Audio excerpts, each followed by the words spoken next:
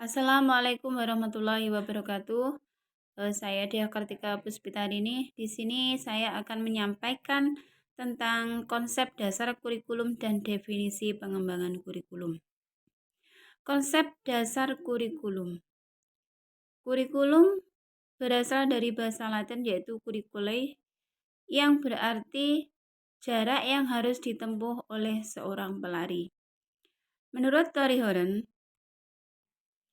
pengertian tersebut jika ditarik dalam konteks pendidikan, maka kita dapat menganalogikan pelari sebagai peserta didik yang memiliki kedudukan sebagai subjek.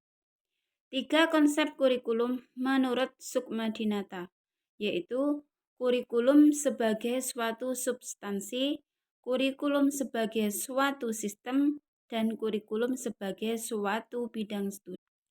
Konsep kurikulum menurut Sawensu yaitu kurikulum sebagai tujuan, kurikulum sebagai program studi atau konten, kurikulum sebagai perencanaan, kurikulum sebagai pedoman, dan kurikulum sebagai pengalaman.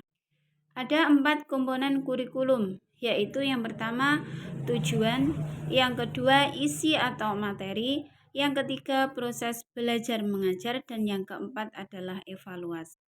Kurikulum pendidikan agama Islam, yaitu merupakan seperangkat rencana dan pengetahuan tentang tujuan, isi, bahan, dan cara pembelajaran sebagai acuan penyelenggaraan kegiatan pembelajaran PAI demi mencapai tujuan pembelajarannya.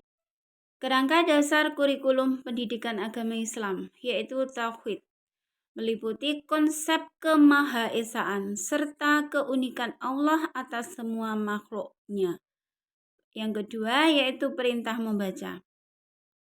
Di dalam perintah membaca ada 3 hal, yaitu ayat Allah yang berdasarkan wahyu, ayat Allah yang ada pada diri manusia, dan ayat Allah yang terdapat di alam semesta. Dasar kurikulum pendidikan Islam yaitu yang pertama dasar agama, dasar falsafah, dasar psikologis, dasar sosial, dan dasar organisasi. Prinsip penyusunan kurikulum pendidikan Islam yaitu yang pertama berdasarkan Islam, mengarah pada tujuan, integritas, relevansi, fleksibilitas, integritas, efisiensi, kontinuitas dan kemitraan, individualitas, kedinamisan, demokratis, keseimbangan, dan efektivitas. Yang selanjutnya yaitu unsur-unsur kurikulum.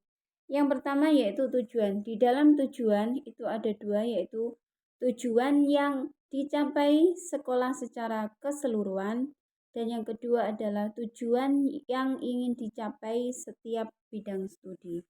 Yang kedua adalah isi kurikulum, yang ketiga adalah organisasi. Organisasi ada 2 macam, yaitu struktur horizontal dan struktur vertikal. Yang keempat selanjutnya yaitu pengembangan kurikulum PAI. Pengertiannya yaitu merupakan perencanaan kesempatan belajar untuk membawa peserta didik ke arah perubahan-perubahan yang diinginkan serta menilai tingkat perubahan-perubahan yang telah terjadi pada peserta didik. Landasan proses pengembangan kurikulum PAI yaitu landasan filosofis. Aliran filsafat utama pendidikan yaitu perennialisme, esensialisme, progresivisme, dan rekonstruksionisme. Yang kedua yaitu landasan psikologis, landasan sosiologi, dan landasan ilmu pengetahuan dan teknologi. Selanjutnya yaitu model-model pengembangan kurikulum. Yaitu yang pertama the administrative model, yaitu merupakan model pengembangan kurikulum yang paling tua dan paling banyak dikenal. Inisiatif dan gagasan pengembangan berasal dari administrator pendidikan. Yang kedua yaitu the grassroots model, yaitu inisiatif pengembangan kurikulum model ini bukan berasal dari atas melainkan dari bawah. Pendekatan pengembangan kurikulum. Yang pertama, pendekatan berorientasi pada bahan pelajaran. Yang kedua, pendekatan berorientasi pada tujuan, pendekatan dengan pola organisasi bahan.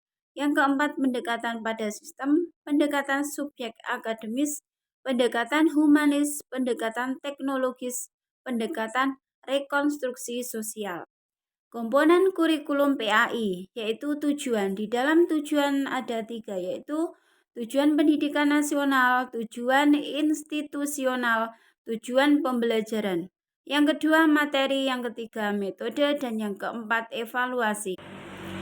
Itu tadi adalah pemaparan dari saya tentang konsep dasar kurikulum dan definisi pengembangan kurikulum. Semoga apa yang kita peroleh hari ini bisa bermanfaat. Terima kasih.